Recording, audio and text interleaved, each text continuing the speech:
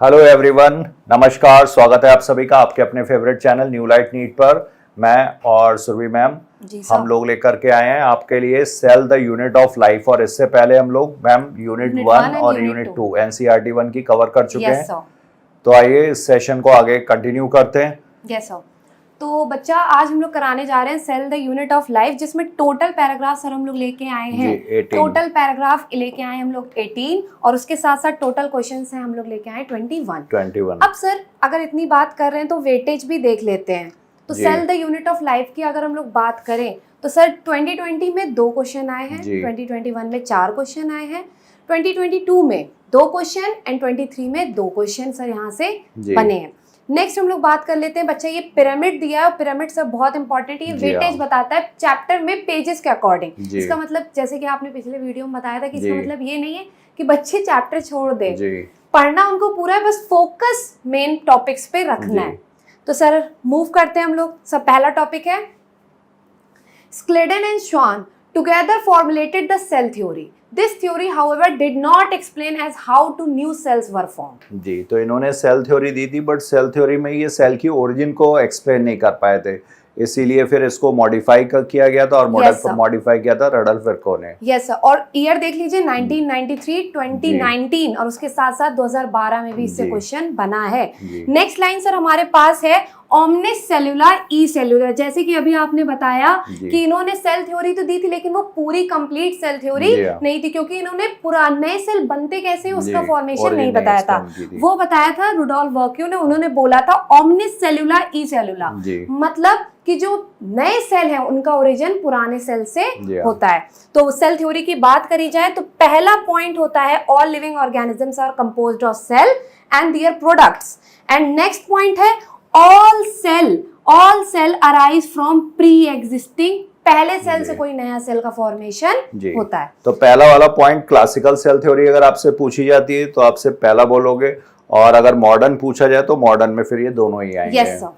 Sir question देख लेते हैं।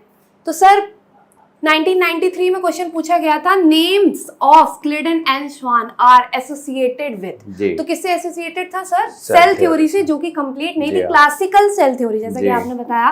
तो यहाँ पे ऐड कर देते हैं क्लासिकल सेल थ्योरी और मॉडिफाइड वर्जन दिया था रुडोल्फ वर्क्यू ने। Next sir the concept of omnis cellula e cellula, जैसे कि बताया किसने दिया था? रुडोल्फ वर्क्यू ने। न्यू सेल्स अराइज फ्रॉम और इसके साथ इसकी मैम ईयर भी याद रखना चाहिए, 1855 में ये मॉडिफाइड सेल थ्योरी दी गई थी।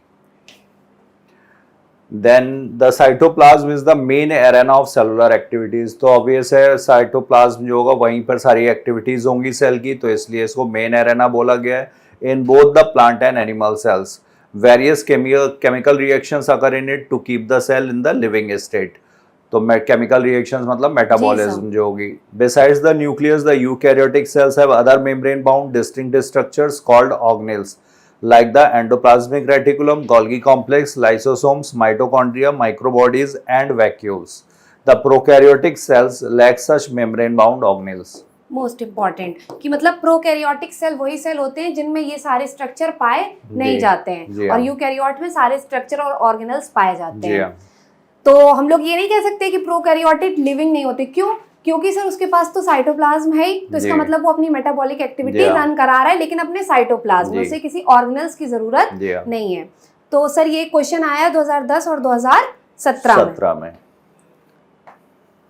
तो सर इससे रिलेटेड क्वेश्चंस देख लेते हैं। तो सर सेम देखिए, मेन एनसीईआरटी की लाइन हम लोग बार बार इस सीरीज में क्यों बोल रहे हैं कि हम लोग जो पॉइंट लेके आए उस पे फोकस करो। एनसीईआरटी की जो लाइंस है उस पे फोकस करो। सर देखिए direct line, the main arena of various type of activities of the cell, और simple answer cytoplasm. Correct. The prokaryotic cells are represented by bacteria, blue-green algae, mycoplasma and PPLO pleuropneumonia-like organisms.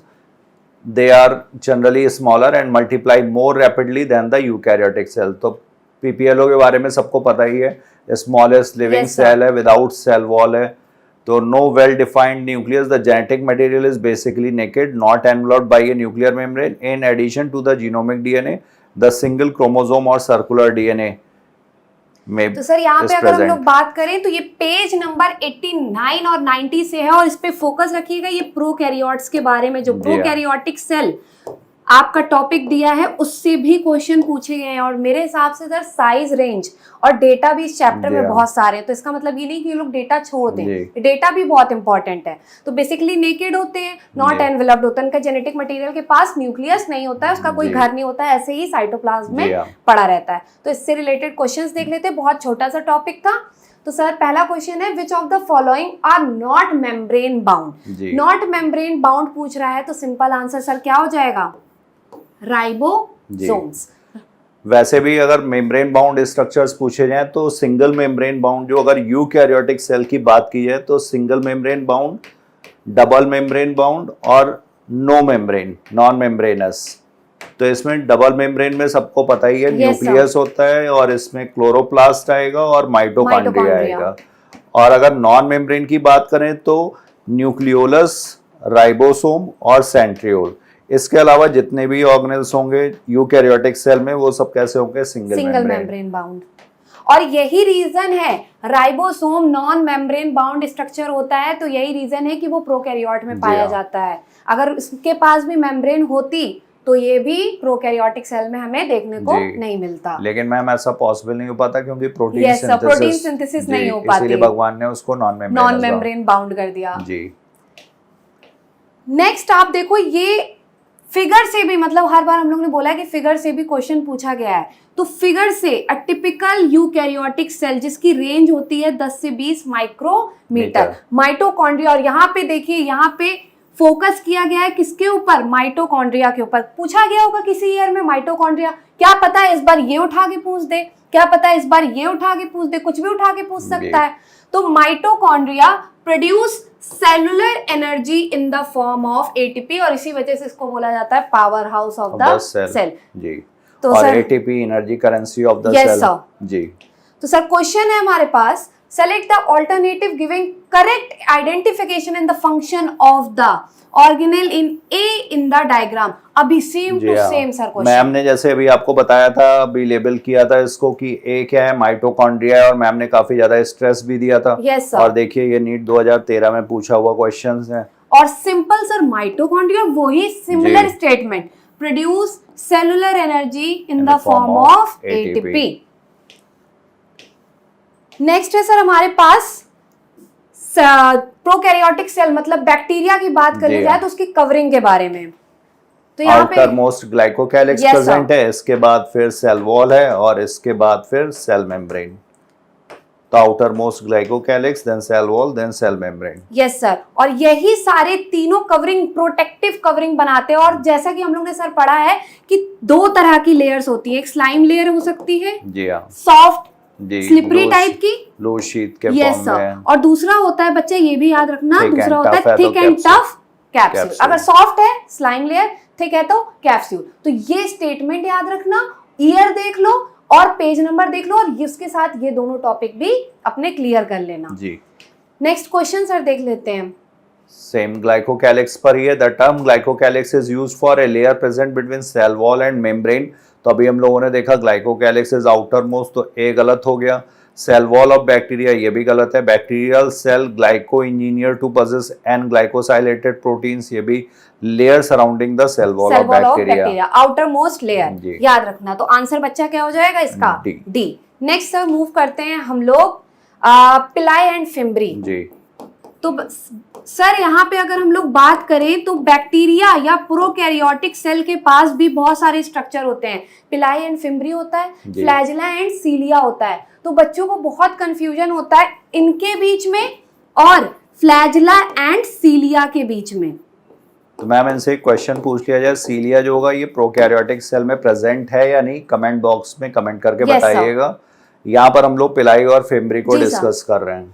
तो sir fimbriae और also surface structure, इसका मतलब इससे पहले वाले paragraph में उसने सर फ्लैजिला के बारे में बताया है कि फ्लैजिला भी क्या है, सरफेस स्ट्रक्चर है, सेल वॉल से अराइज करता है। तो यहाँ पे भी बताया गया है कि पिलाई, देखिए besides flagella pili and fimbriae are also surface structure, वो भी सरफेस स्ट्रक्चर है, but do not play role in mortality. मतलब चलने फिरने में इनका कोई जी। काम नहीं है। चलने फिरने में काम किसका है? फ्लैजिला फ्लैजिला का। इसमें बहुत कंफ्यूजन होती है और जी, क्वेश्चन जी। में अगर आया है तो कंफ्यूजन क्रिएट होनी है। जी। तो सिंपल याद रखो, पिलाई एंड फिम्बरी का कोई भी रोल लोकोमोशन या मूवमेंट में नहीं जी। होता है, उसको कोई मतलब नहीं उन सारी जी, चीजों से। उसमें कौन यूज आएगा? फ्लैजिला।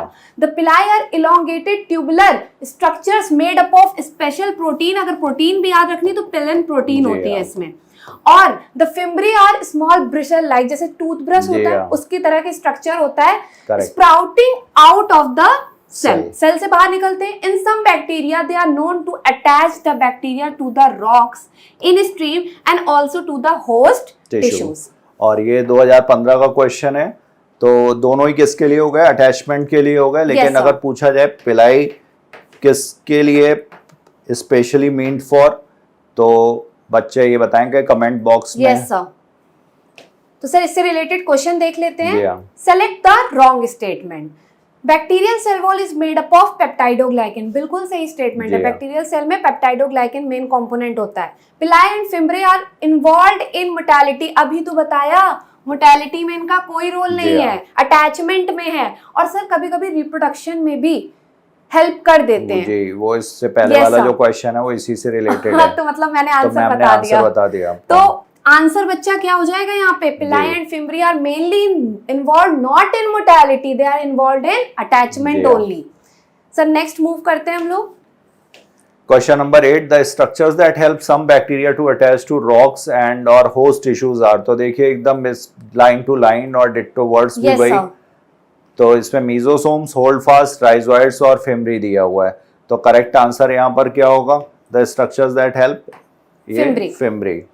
नेक्स्ट सर बहुत इंपॉर्टेंट है क्योंकि ये 2015, 2007, 2014 में भी पूछा गया और जी। पेज नंबर 91 से हम लोग ये पैराग्राफ लेकर आए हैं। जी। यहाँ पे सबसे पहले आपको पढ़ना है पॉलीजोम या पॉलीराइबोसोम के हाँ, बारे तो मैम में। जो स्मॉलर Yes, सब यूनिट, ये लार्जर सब यूनिट, इस तरह से कई सारे जब राइबोसोम्स एक सिंगल एमआरएनए पर आकर के अटैच हो जाएंगे तो इसे पॉलीसोम या पॉलीराइबोसोम बोला जाएगा। बोलते हैं।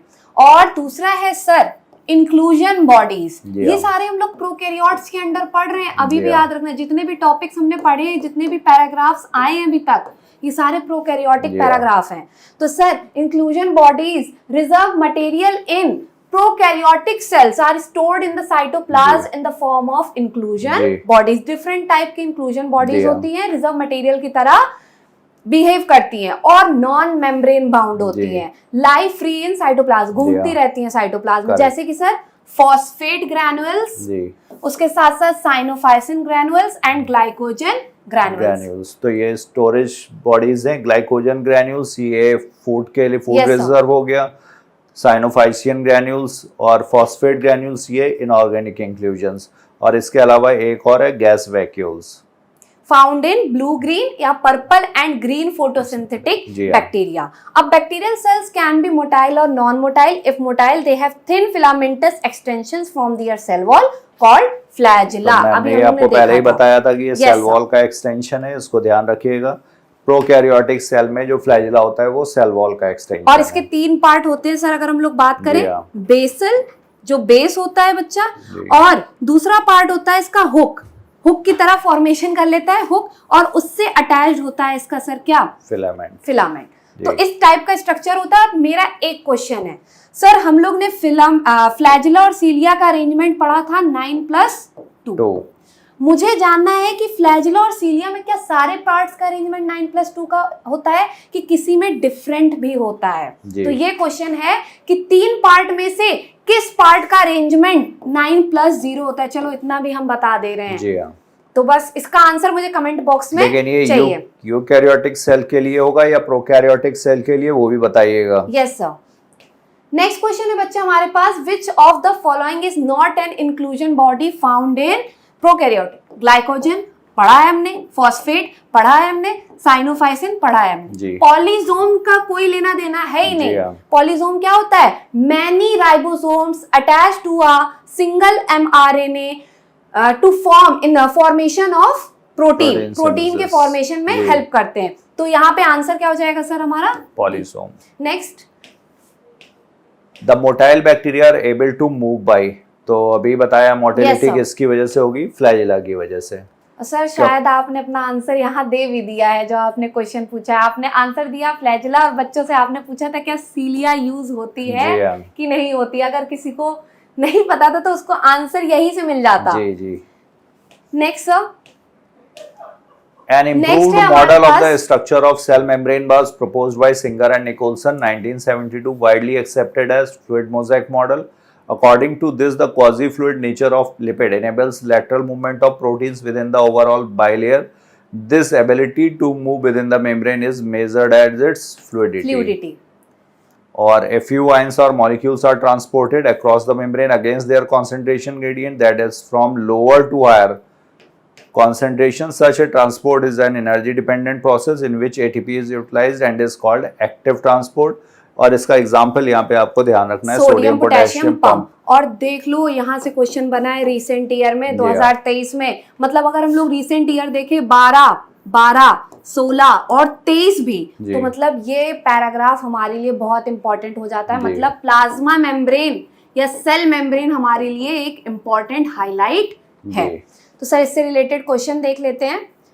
सर पहला क्वेश्चन बोल रहा है select the correct statement from the following regarding cell membrane. Na+ and K+ ion move across the cell membrane by passive transport. अभी पढ़ा कि sodium potassium pump active transport होता है, ना कि पैसिव ट्रांसपोर्ट होता है, क्योंकि कंसेंट्रेशन ग्रेडियंट के अगेंस्ट मूव करा रहा है। तुम किसी चीज को नीचे से धक्का मार के पहाड़ पे लेके जाओ, ज्यादा एनर्जी लगेगी। पहाड़ से नीचे धक्का फेंक दो, कम एनर्जी लगेगी। तो अगेंस्ट कंसेंट्रेशन ग्रेडियंट, तो ये एक्टिव प्रोसेस हो जाएगा। तो आंसर क्या हो जाएगा बच्चा इसका? फर्स्ट। करेक्ट स्टेटमेंट पूछा गया है, यहाँ पर करेक्ट पूछा गया, तो करेक्ट हियरिंग करेक्ट होगा D. Fluid mosaic model of cell membrane was proposed by Singer and Nicholson. Yes sir. ये सारे इनकरेक्ट हैं। Proteins make up 60 to 70%. Lipids are arranged in a bilayer with polar head towards the inner part. तो sir अगर इतना define कर ही दिया तो ये दोनों भी गलत क्यों, ये भी बता देते हैं। क्योंकि सर अगर हम लोग प्रोटीन और लिपिड की बात करी जाए, मेन दो कंपोनेंट होते हैं प्रोटीन और लिपिड। प्रोटीन 52 और लिपिड 45% में ये इनका एवरेज चलता है।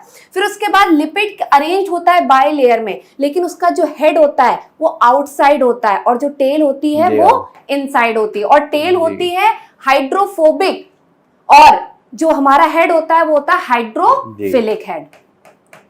और हमसे करेक्ट स्टेटमेंट यहाँ पे पूछी गई थी। तो fluid mosaic model of cell membrane was given by Singer and Nicolson in the year, ना बताना है आपको कमेंट सेक्शन में।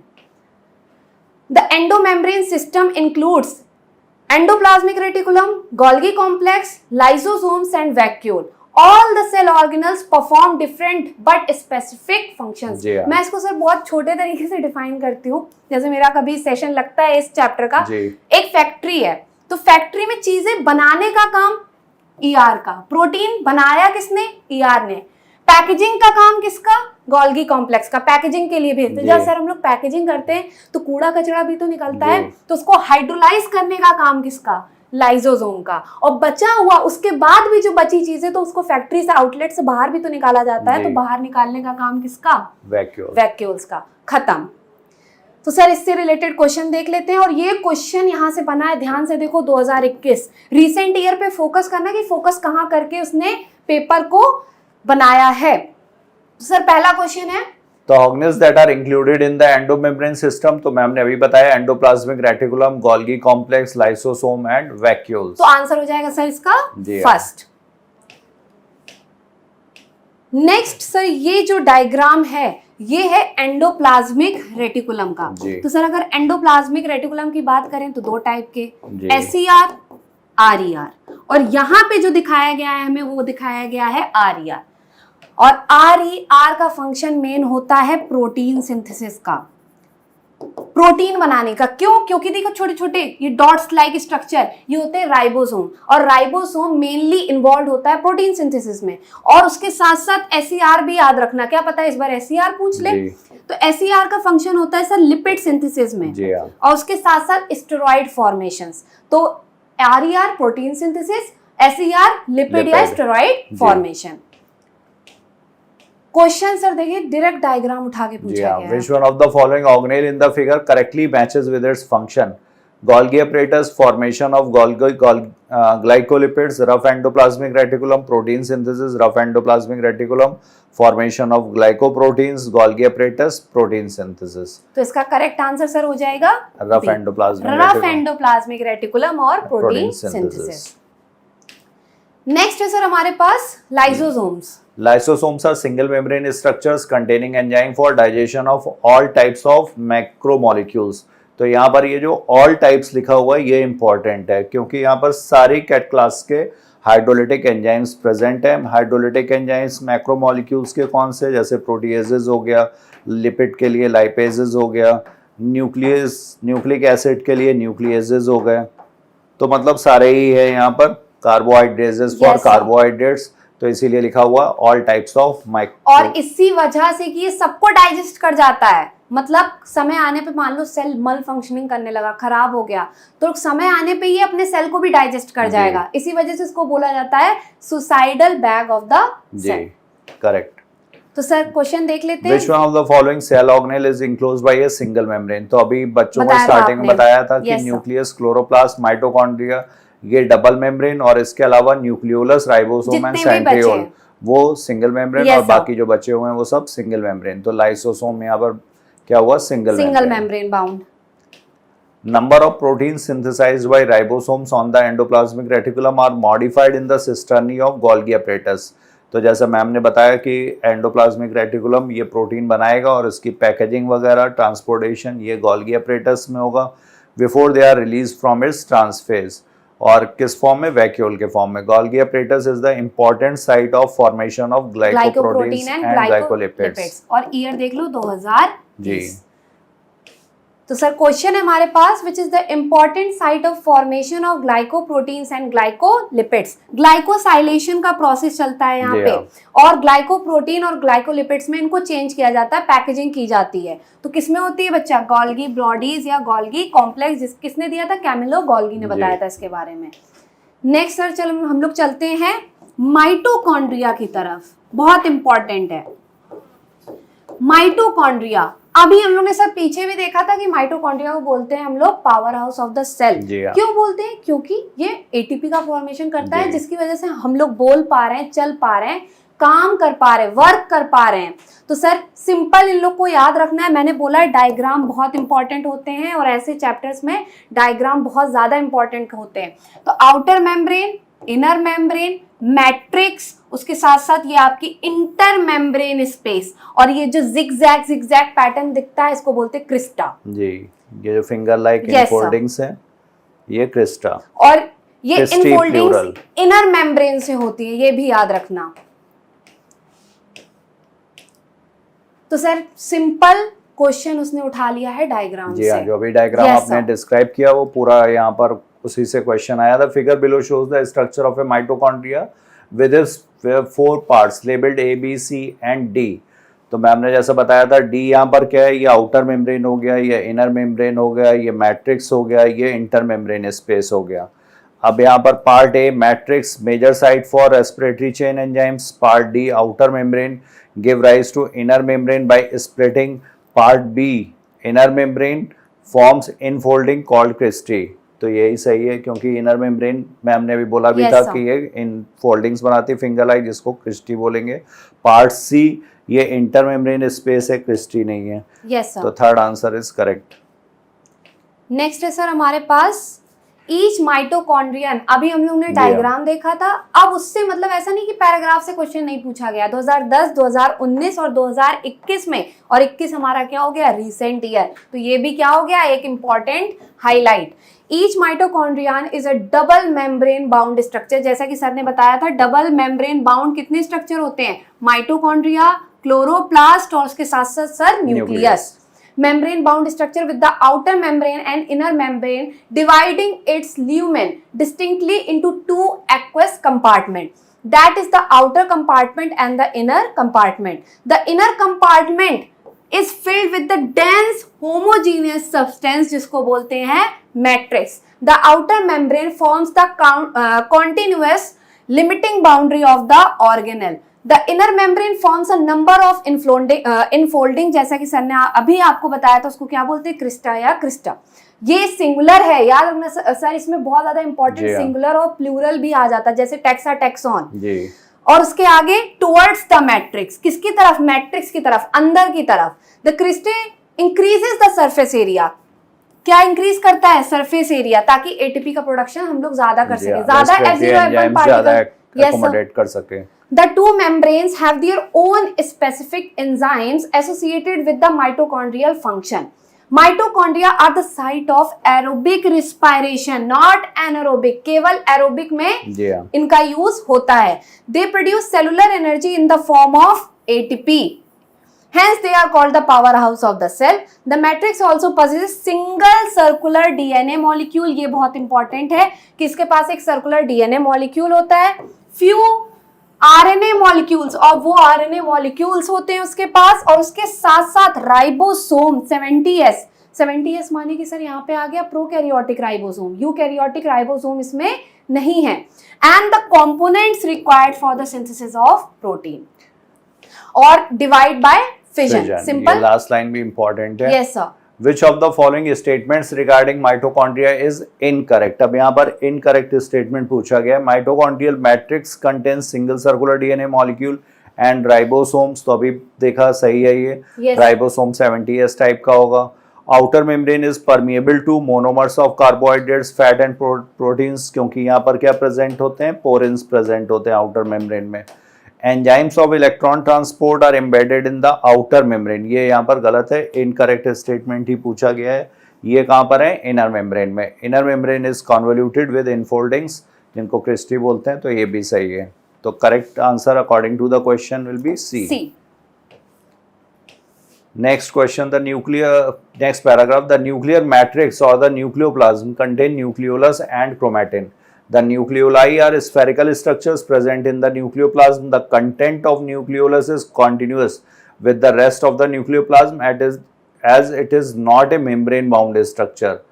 न्यूक्लियोलस का जो कंटेंट होगा वो न्यूक्लियोप्लाज्म, न्यूक्लियोप्लाज्म क्या है, जो न्यूक्लियस के अंदर है, as it is not a membrane bound structure, it is a site for active ribosomal RNA synthesis. Ribosomal RNA जो बनते हैं वो यहाँ पर फॉर्मेशन होगा। और राइबोसोमल आरएनए कौन से, 28S, 18S, 5.8S, इनका एक्सेप्ट 5S राइबोसोमल आरएनए। तो सर क्वेश्चन देख लेते हैं इससे related. Which of the following is true for nucleolus? Larger nucleoli are present in dividing cell. It is a membrane bound structure. तो true पूछा गया। It takes part in spindle formation. It is a site for active ribosomal RNA synthesis. Yes sir. तो इसका क्या हो जाएगा answer, it is a site for active ribosomal RNA synthesis. Next है हमारे पास सर पेरीन्यूक्लियर स्पेस। अगर हम लोग फोकस करें तो यहाँ पे है पेरीन्यूक्लियर स्पेस, और देखिए 2021 में, मतलब अगर हम लोग बात करें तो उसने स्टेटमेंट बनाई होगी, और स्टेटमेंट से यहाँ से एक स्टेटमेंट उठा ली, माइटोकॉन्ड्रिया से एक स्टेटमेंट उठा ली, और बाकी के जो जहाँ पे भी हमें 2021 में देखने मिला वहां से उसने स्टेटमेंट उठा ली होगी।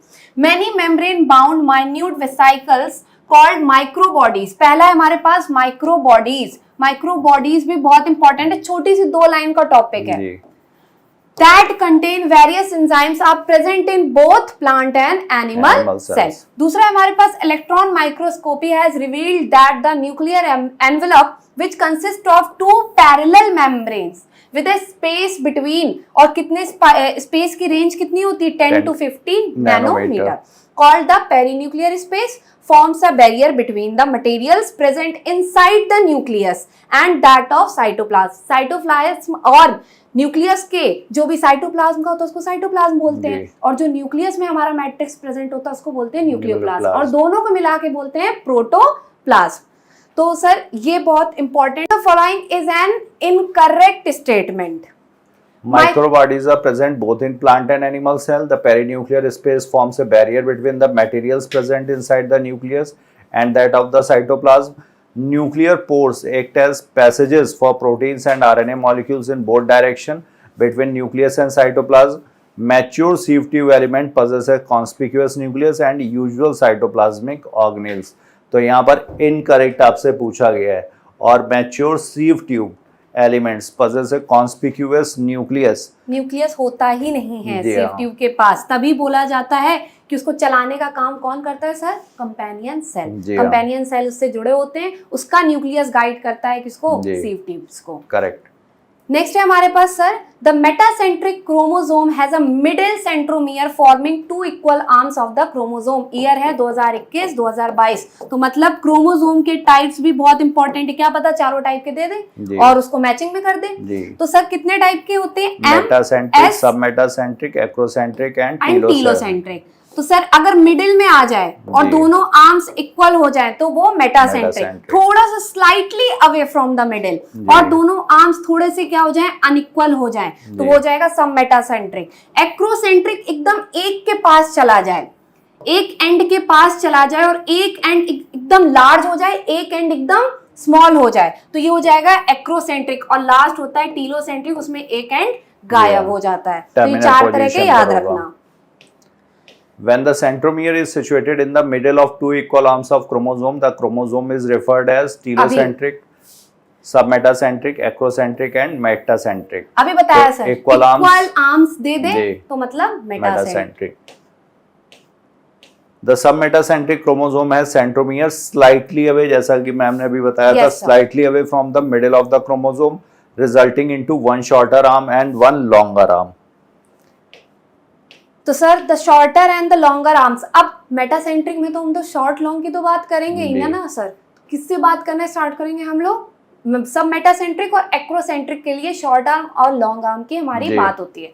तो the shorter and the longer arm of sub metacentric and chromosomes are referred to as P arm and Q arm respectively, क्योंकि पी को पेटेड वर्ड से आया है ये, और पेटेड का मतलब होता है स्मॉल। और वैसे भी अल्फाबेटिकली अगर देखा जाए तो पी पहले है, क्यू बाद में है। तो ये लार्जर के लिए होगा और पी वाला स्मॉलर के लिए। तो आंसर हो जाएगा आपका सी।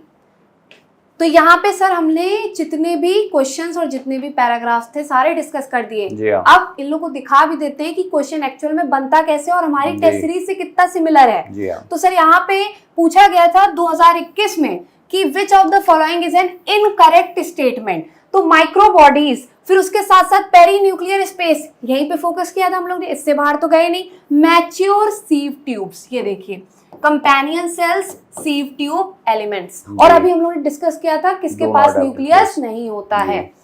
नेक्स्ट है सर हमारे पास, मैंने कई बार बोला है कि अगर उसके पास 3 से 4 स्टेटमेंट है और उससे रिलेटेड अगर वो मैचिंग बना सकता है तो वो बना देगा। साइज, जैसे अगर सेल की बात की जाए तो सेल में ज्यादातर डेटा है, डेटा को सर वो किस में डाल देगा? मैच द फॉलोइंग में। तो यहाँ पे देखो सर पूरी की पूरी मैच कर रही है, ध्यान से देखिए सर। सिस्टर्नी, थैलाकॉइड्स, क्रिस्टा, पूरा का पूरा मैच कर रहा है। एग्जैक्टली डिक्टो। नेक्स्ट है सर हमारे पास क्वेश्चन है, अभी हमने कराया था, when the centromere is situated in the middle of the 2 equal arms of chromosome, the chromosome is referred to as। क्या पता है इस बार इसी पैटर्न में पूछ ले, मैचिंग में ही पूछ ले, और मैचिंग में हमने कई बार इसको दिया भी है। फिर 2021 में क्वेश्चन आया था एंडोमेम्ब्रेन सिस्टम। ये देखो एंडोमेम्ब्रेन सिस्टम, और कितना सिमिलर दिखाएं। नेक्स्ट है सर हमारे पास 2022। ये देखिए 2022 में मैं बोल रही थी कि पूछा जाएगा, उसके पास एक से ज्यादा टॉपिक है तो वो मैचिंग में पूछेगा। देखो मैचिंग में पूछी, और हमने पिछले टेस्ट में मैचिंग में कराया था, अगले वाले में उसने मैचिंग में पूछ लिया। यहाँ पे सर देखिए एक्रोसेंट्रिक, टीलोसेंट्रिक बहुत बार हर टेस्ट में हम लोग कराते हैं। ये यूबीटी हमारी जो टेस्ट सीरीज है, ये फुल सिलेबस टेस्ट है, ये यूनिट वाइज है, ये स्कोर बूस्टर टेस्ट सीरीज, कई टेस्ट सीरीज में ये क्वेश्चंस पूछे गए हैं। नेक्स्ट है सर 2022 का ही क्वेश्चन है हमारे पास, एंडोप्लाज्मिक रेटिकुलम। तो SER, RER, SER, RER ना जाने सर कितनी बार हम लोगों ने पूछा है। RER, SER जैसा बताया lipid synthesis, RER protein synthesis. अब दिखा देते इस ईयर का, तब तो मानेंगे। 2023 देखो, which of the following functions is carried out by cytoskeleton? Low cytoskeleton, exactly वही क्वेश्चन। फिर उसके बाद एंडोमेम्ब्रेन सिस्टम, एंडोमेम्ब्रेन सिस्टम। उसके बाद 2 ही क्वेश्चन आए थे सर। ये भी। तो सर यहाँ पे हमने 2021 कर दिया, 2022 दिखा दिया, 2023 दिखा दिया। और सर कोई भी क्वेश्चन जितने पैराग्राफ्स हम लोग ने हाईलाइट कर रखे थे, ऐसा नहीं है कि हम लोग ने पहली बार हाईलाइट किया है। जी। पिछले साल भी हम लोग ने एपिसोड की जब सीरीज चलाई इसके थी तो हम उसमें लोगों ने वीडियोस डाले जी हुए हैं, सर। किसी को क्रॉस चेक करना तो वहां पर भी क्रॉस यस चेक सर, कर पूरा सकता है। क्रॉस चेक कर सकता है। पिछले साल भी वीडियोस पढ़े थे, जी। एपिसोड्स गए थे और एपिसोड से ही पूरे क्वेश्चंस, अभी भी 72 क्वेश्चंस आउट ऑफ 100 आपके एपिसोड से ही बने थे। जी। तो अगर आप इस साल भी इस सीरीज को पूरा अच्छे से कर लो तो सिंह सर का जैसा कहना है कि जी, इस बार आपको 2024 का 90+ भी इसी से ही मिलने वाला है। इसी से ही मिलने वाला है। जी। तो इसके आगे हम लोग ने पूरा सर डिस्कस कर दिया। जी हाँ। इसके आगे सर आपके साथ ऑडियो पूरा इसका आप उसका रिकैप करवाएंगे जी। तो thank you all of you, thank you so much. अब सिंह सर इसको कंटिन्यू करेंगे। जय हिंद बच्चों, नमस्कार। तो अब शैलेंद्र सर, सुरभि मैम ने पूरा वीडियो रिकॉर्ड कर दिया, जो जो लाइन इंपॉर्टेंट है। अब हम आपको पूरे चैप्टर को रिकैप कराने जा रहे हैं। तो मेरे प्यारे बच्चों, जिस तरह से किसी मकान में ईंट होता है, वैसे ही किसी बॉडी में सेल होती है। तो मकान का स्ट्रक्चरल फंक्शन यूनिट क्या हुआ? ईंट। तो बॉडी का क्या होगा बच्चों? सेल। तो यहां पर एक बात है कि cell is fundamental structural and functional unit of living organism. Organism composed of 2 types of cell. अगर बेटा एक सेल का बना होगा तब इसको बोलते हैं यूनिसेलुलर, मेनी सेल का बना होगा तो मल्टीसेलुलर। विटेकर ने अपने क्लासिफिकेशन में यूनिसेलुलर के लिए 2 ग्रुप दिया था, Monera, protista. Unicellular prokaryote Monera, unicellular eukaryote protista. अब बच्चों हम लोग थोड़े साइंटिस्ट की बात कर लेते हैं। रॉबर्ट हुक ने सबसे पहले सेल को डिस्कवर किया था, लेकिन ये डेड था। एंटोनी वान हाक ने सबसे पहले लाइव सेल के बारे में बताया था, देखा था और डिस्क्राइब किया था। रॉबर्ट ब्राउन ने न्यूक्लियस खोजा था 1831 में। फ्लेमिंग ने क्रोमैटिन नाम दिया था। सेल थियरी बेटा स्लाइडेन स्वार ने दिया था। वर्को ने बेटा सेल थियरी को मॉडिफाई किया था और कहा था ऑब्नी सेलुला एसेलुला। ये सवाल 2019 में पूछा गया है। सिंगर निकोलसन ने बेटा सेल मेम्ब्रेन के लिए फ्लूइड बजट मॉडल दिया था। कैमिलियो गाल्गी ने बच्चा गाल्जी बॉडी खोजा था और जॉर्ज पायलट ने राइबोसोम को खोजा था 1953 में। न्यूक्लियर मेम्ब्रेन बेटा जैसा कि हमने बताया कि प्रोकैरियोटिक सेल में एब्सेंट है, यूकैरियोटिक सेल में पाया जाता है। 2015 का सवाल है, आपकी पुरानी एनसीईआरटी में 126 पेज पर दिया है। साइटोप्लाज्म की बेटा बात करें तो मेन एरिना होता है सेलुलर एक्टिविटी का, और मेम्ब्रेन बाउंड ऑर्गेनेल्स प्रेजेंट होते हैं केवल यूकैरियोटिक सेल में और प्रोकैरियोटिक सेल में एब्सेंट होते हैं। लेकिन याद रखिएगा, एक ऐसा स्ट्रक्चर है जो नॉन मेम्ब्रेनस है, प्रोकैरियोटिक यूकैरियोटिक सेल में पाया जाता है। क्यों होता है? क्योंकि राइबोसोम प्रोटीन सिंथेसिस करता है, तो प्रोटीन के बिना जीवन तो चलेगा नहीं। अब बच्चों हम लोग थोड़ा सा सेल के बारे में जान लेते हैं। स्मॉलेस्ट सेल बच्चों माइकोप्लाज्मा है। लार्जेस्ट सेल बेटा ऑस्ट्रिच एग है। लॉन्गेस्ट सेल नर्व सेल है। माइकोप्लाज्मा बेटा 0.3 माइक्रोमीटर तक होता है। बैक्टीरिया 3 to 5 माइक्रोमीटर होता है। आरबीसी 7 माइक्रोमीटर होता है। Typical eukaryotic cell 10 to 20 micrometre होता है। अगर ये सवाल आया तो आपका सही हो जाएगा। बार बार बच्चों इसको कान में लगा के सुन लो। अब बच्चों हम लोग प्रोकैरियोटिक सेल की बात करते हैं। अगर प्रोकैरियोटिक सेल है तो सबसे पहले सेल इन्वेलप होगा। सेल इन्वेलप में ग्लाइकोक्लैक्सी, सेल वॉल और प्लाज्मा मेम्ब्रेन। ग्लाइकोक्लैक्सी बेटा थिकनेस में और कंपोजिशन में डिफरेंट होगा। अगर लूज शीथ है तो इसको स्लाइम लेयर बोलेंगे, अगर थिक है तो इसको कैप्सूल बोलेंगे। और इसी कैप्सूल के आधार पर बैक्टीरिया को कैप्सुलेटेड, नॉन कैप्सुलेटेड में डिवाइड करते हैं। तो सेल इन्वेलप में सबसे पहले ग्लाइकोक्लैक्सी होगा, उसके बाद बच्चों सेल वॉल आ जाएगा और 3rd नंबर पे प्लाज्मा मेम्ब्रेन होगा। और प्लाज्मा मेम्ब्रेन के मॉडिफिकेशन से मीसोसोम बनेगा। और ये मीसोसोम में 3 चीजें होंगी, वेसाइकिल, टिब्यूल, लेमेली। याद रखिएगा, मीसोसोम बैक्टीरिया में होता है और ये माइटोकांड्रिया के एनालोगस होता है। इसका फॉर्मेशन क्या होता है, इसका फंक्शन क्या होता है बच्चों? इसका फंक्शन होता है cell wall formation, DNA replication, respiration, secretion and increase in surface area. Motile और नॉन मोटाइल बैक्टीरिया दोनों होंगे। अगर बैक्टीरिया बच्चों मोटाइल होगा तो सबसे खास बात है इसमें फ्लैजेला होगा। फ्लैजेला के 3 पार्ट होंगे, फिलामेंट, हुक और बेसल बॉडी। अब बेटा इसमें 2 बड़े इंपॉर्टेंट स्ट्रक्चर होते हैं, एक होता है पिलाई, एक होता है फिब्री। ये सरफेस स्ट्रक्चर होते हैं, लेकिन याद रखिएगा इनका कोई भी रोल मोटिलिटी में नहीं होता। अब पिलाई के ऊपर 2016 में सवाल पूछा गया था। पिलाई याद रखिएगा इलांगेटेड, लंबा होता है, ट्यूबुलर होता है, स्पेशल प्रोटीन का बना होता है। अब हम लोग फेमरी की बात कर लेते हैं। ये सवाल भी 2015 में पूछा है। स्मॉल ब्रिस्टल लाइक होगा और बैक्टीरिया को हेल्प करेगा रॉक और स्टीम से अटैच करने में और होस्ट टिश्यू से अटैच करने में भी हेल्प करता है। अब बच्चों राइबोसोम बेटा जो होता है ये सिंगल एमआरएनए और प्रोटीन का बना होता है और इसीलिए बच्चों इसको पॉलीसोम भी बोलते हैं। जब बहुत सारे राइबोसोम इकट्ठा हो जाएंगे तो पॉलीराइबोसोम, और ऐसा बच्चों प्रोटीन सिंथेसिस के दौरान होता है। अब एक सवाल बेटा इंक्लूजन बॉडीज का है, जो 2015 और 2020 में पूछा गया है। अब इंक्लूजन बॉडी में क्या खास बात है? रिजर्व मटेरियल होता है प्रोकैरियोटिक सेल में, किसी भी मेम्ब्रेन से बाउंड नहीं होता है, साइटोप्लाज्म में फ्री होता है। एग्जाम्पल है बच्चों phosphate granule, cyanophycin granule, glycogen granule. क्योंकि 2 साल बाद बेटा सवाल पूछा गया है 15 और 20 दोनों में, इसलिए आपको याद रखना पड़ेगा इंक्लूजन बॉडीज। तो इंक्लूजन बॉडी में reserve food material in prokaryotic cell not bound by any membrane lies in free cytoplasm. Example होगा फॉस्फेट ग्रेन्यूल, साइनोफाइसिन ग्रेन्यूल और ग्लाइकोजन ग्रेन्यूल। अब बेटा हम लोग गैस वैक्यूल की बात कर लेते हैं। नीट 2016 का सवाल है, आपकी पुरानी एनसीईआरटी में 129 पेज पर दिया है। तो found in blue green algae, purple and green photosynthetic bacteria. तो अभी तक बच्चों हमने साइंटिस्ट के नाम बता दिए, प्रोकैरियोटिक सेल के बारे में बता दिया, पिलाई फिब्रियाई बता दिया, इंक्लूजन बॉडी बता दिया और गैस वैक्यूल के बारे में बता दिया। अब हम लोग देख लेते हैं सेल वॉल। तो पहली बात तो बच्चों ये है कि सेल वॉल प्लांट सेल में होगी, एनिमल सेल में सेल वॉल नहीं होगी। बैक्टीरिया में भी सेल वॉल होगी, फंजाई में भी होगी। तो जैसे हम लोग हर मौसम में अलग अलग तरह कपड़ा पहनते हैं, वैसे सेल वॉल का केमिकल कंपोजिशन भी डिफरेंट होता है। विटेकर के क्लासिफिकेशन का ये भी वीक पॉइंट था। आपने क्या पढ़ा था कि किंगडम प्रोटिस्टा की बाउंड्री लाइन फिक्स नहीं है। क्यों? क्योंकि जिनमें सेल वॉल है उसमें उसको भी रख दिया, जिनमें सेल वॉल है उनको नहीं है उनको भी रख दिया। अब सेल वॉल की बात कर लेते हैं।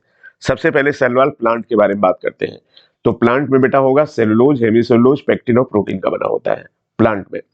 एल्गी में अगर बेटा सेल वॉल की बात करें तो ग्लैक्टन, मैनन, सेलुलोज, मिनरल और कैल्शियम कार्बोनेट। अब अगर बैक्टीरिया के सेल वॉल की बात करें तो पेप्टिडोग्लाइकान। अब बेटा हम लोग बात कर लेते हैं प्राइमरी और सेकेंडरी वाल का। तो primary wall capable of growth, cell wall of young plant cell. इसके बाद बेटा secondary wall formed inner side of the cell towards the membrane. इसके बाद cell wall non living rigid structure है। मिडिल लैमेला बेटा जो होता है कैल्शियम, मैग्नीशियम, पेक्टेट का बना होता है। क्या क्या काम करता है? सेल को शेप देता है, प्रोटेक्शन करता है, इंटरैक्शन में भी हेल्प करता है, provide barrier to undesirable macromolecule. ये सेल वॉल के फंक्शन हो गए। तो हाँ, एक बात और समझ लीजिए कि जो फंगल सेल वॉल है उसमें काइटिन पाई जाती है। तो सेल वॉल का केमिकल कंपोजिशन प्लांट में कुछ और होगा, एल्गी में कुछ और होगा, बैक्टीरिया में कुछ और होगा। अब बेटा बैक्टीरिया को हम लोग डिवाइड करते हैं ग्राम पॉजिटिव, ग्राम नेगेटिव में। ये ग्राम स्टेन होता है बेटा। तो अगर ग्राम स्टेन से स्टेन करोगे, स्टेन दोनों में आएगा। एल्कोहल एसीटोन से वाश करोगे तो ग्राम नेगेटिव का स्टेन गायब हो जाएगा, ग्राम पॉजिटिव का बना रहेगा। ये गलती हो जाती है कि ग्राम स्टेन जो क्रिस्टल वायलेट आयोडीन का बना है, ग्राम पॉजिटिव लेता है, ग्राम नेगेटिव नहीं लेता, दोनों में स्टेन आता है। जब बाद में वाश करोगे तब ये बच्चों डिफरेंस आएगा। अब बच्चों हम लोग सेल मेम्ब्रेन की बात करते हैं। तो सेल मेम्ब्रेन सेलेक्टिवली परमेबल है। पहले सेमी परमेबल बोलते थे, सेलेक्टिवली परमेबल। क्यों?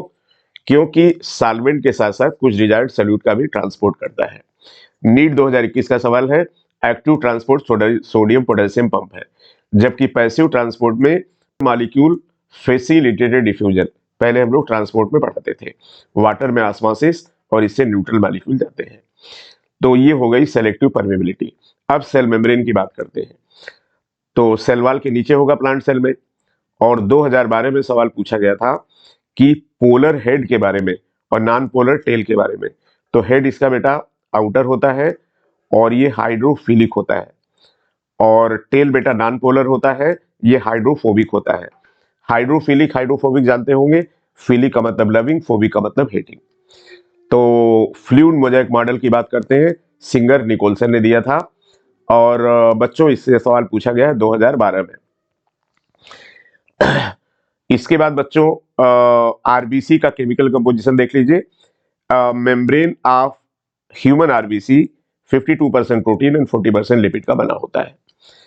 अब बच्चों हम लोग आगे बात कर लेते हैं, फ्लूइड मोज़ेक मॉडल किसने दिया। इसके बाद एंडोमेम्ब्रेनस सिस्टम, और बहुत इंपॉर्टेंट है, नीट 2021 में पूछा गया और नीट 2023 में पूछा गया। तो एंडोमेम्ब्रेनस सिस्टम में क्या क्या चीजें होती हैं? Endoplasmic reticulum, Golgi complex, lysosome, vacuole. याद रखिएगा, ये चारों एंडोमेम्ब्रेनस सिस्टम में है। क्या क्या चीज? Endoplasmic reticulum, Golgi complex, lysosome, vacuole.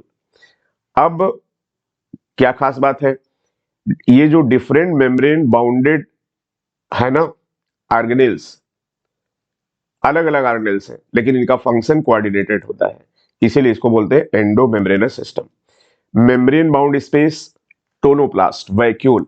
याद रखिएगा कि जो मेरिस्टेमेटिक सेल है उसमें वैक्यूल छोटा होगा, परमानेंट सेल में वैक्यूल बड़ा होगा, प्लांट सेल में वैक्यूल बड़ा होता है। ये फ्री स्पेस होता है क्योंकि जैसे जैसे सेल की साइज बढ़ती है साइटोप्लाज्म की साइज नहीं बढ़ती, तो खाली स्पेस हो जाता है। तो वैक्यूल के मेम्ब्रेन को हम लोग टोनोप्लास्ट बोलते हैं। ये 90% वॉल्यूम सेल का ऑक्यूपाई करता है। इसमें क्या क्या होता है बच्चों? वाटर वैक्यूल, वाटर होता है, सेल सेफ होता है, एक्सक्रीटरी प्रोडक्ट होता है। एक बात याद रखिएगा, अमीबा में कॉन्ट्रेक्टाइल वैक्यूल होता है और प्रोटिस्टा जो होते हैं उनमें फूड वैक्यूल पाया जाता है। और फूड वैक्यूल में भी पहला डाइजेशन एसिडिक मीडियम में, दूसरा बेसिक मीडियम में होता है। अब हम लोग एंडोप्लाज्मिक रेटिकुलम की बात करते हैं। इसको एंडोस्केलेटल ऑफ सेल भी बोलते हैं और ये दो तरह का होता है, स्मूथ और रफ। रफ बेटा होता है प्रोटीन सिंथेसिस और सिक्रीशन में हेल्प करता है, स्मूथ बेटा बेजर साइट है लिपिड सिंथेसिस का।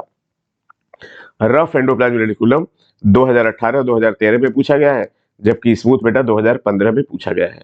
याद रखिएगा बच्चों, रफ एंडोप्लाज्मिक रेटिकुलम इसलिए बोलते हैं क्योंकि उसके ऊपर राइबोसोम होते हैं।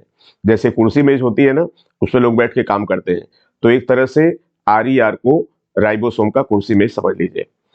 अब बेटा एंडोप्लाज्मिक रेटिकुलम इसके इंट्रासेलुलर स्पेस को दो पार्ट में डिवाइड करते हैं, ल्यूमिनल और एक्स्ट्रा ल्यूमिनल।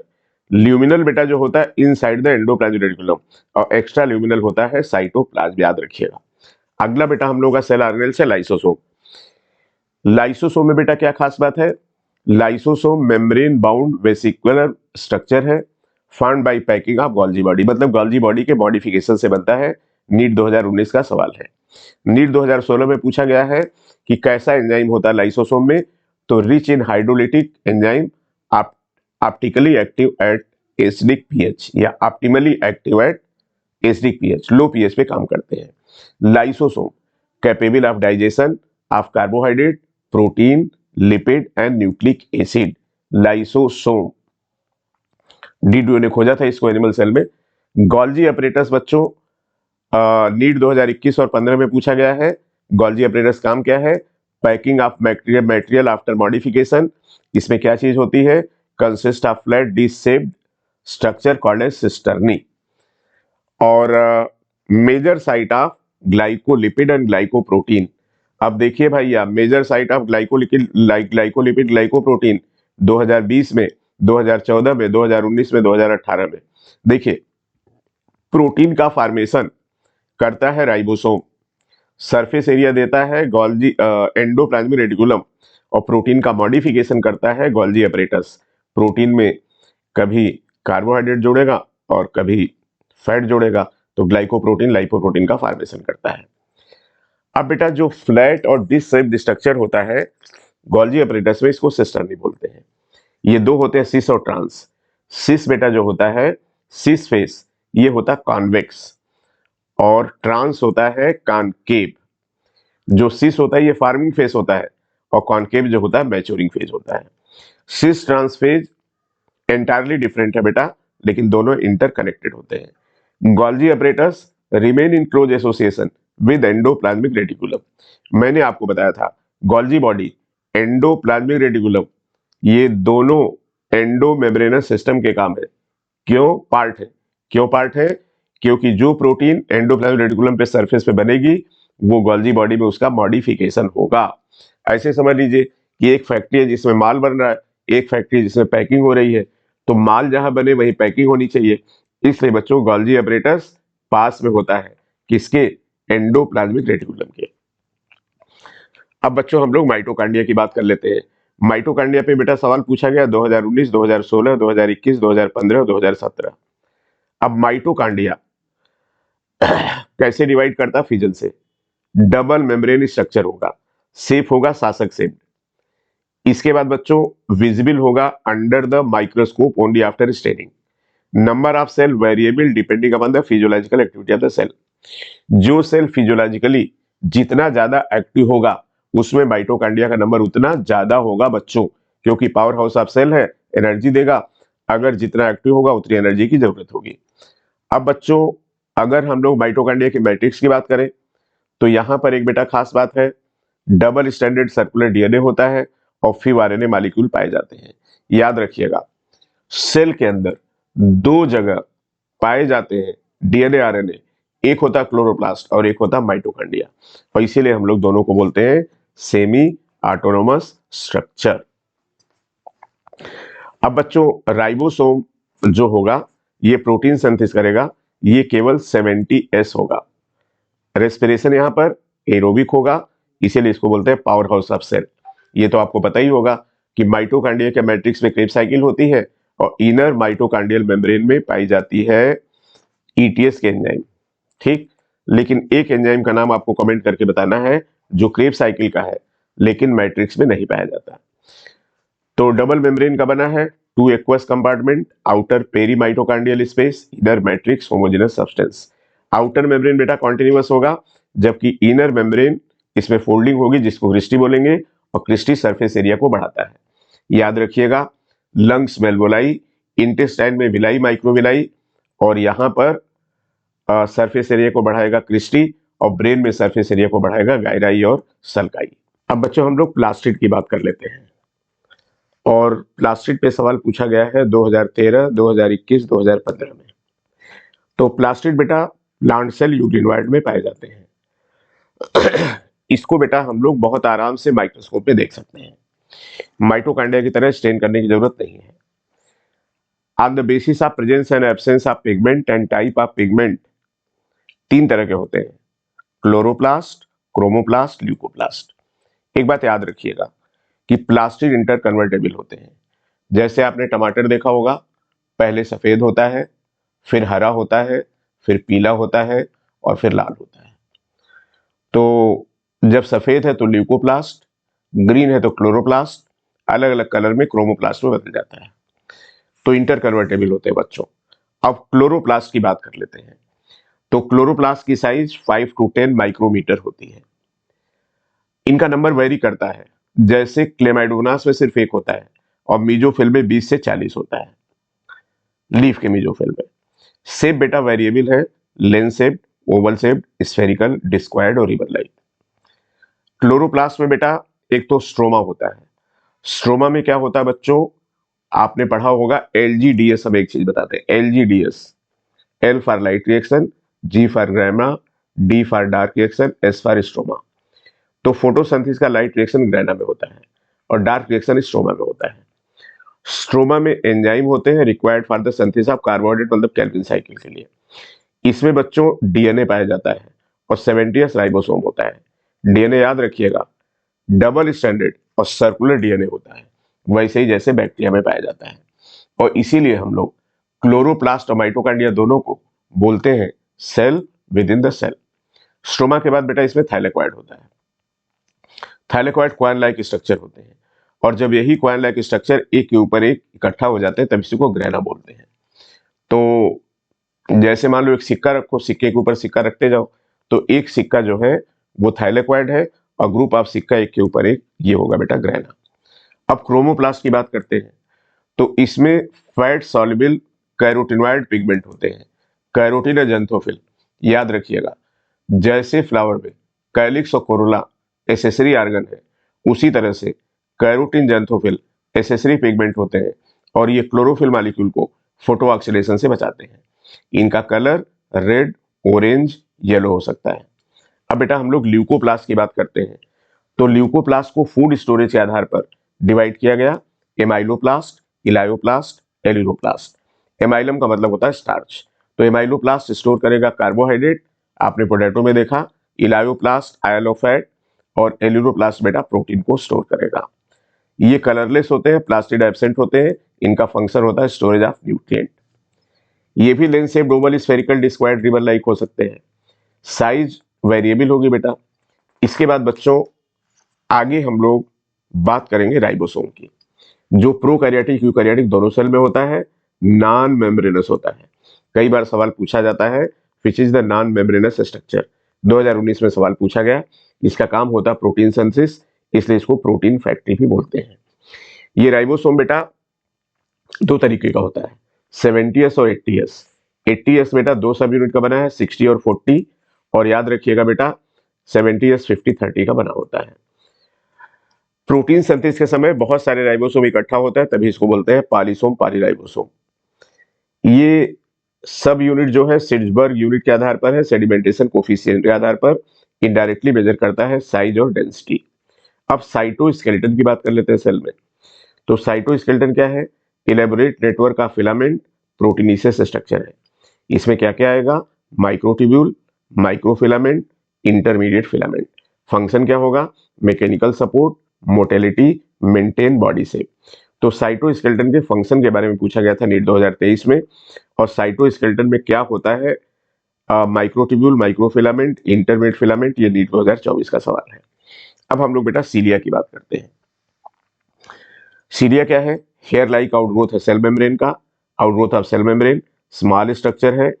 इसके बाद बेटा ये मूवमेंट में हेल्प करता है और साथ में सराउंडिंग फ्लूइड के मूवमेंट में भी हेल्प करता है। अब फ्लैजेला की बात कर लेते हैं। तो ये हेयर लाइक आउटग्रोथ है, अब रिस्पॉन्सिबल फॉर द मूवमेंट, और ये बड़ा होता सीलिया से।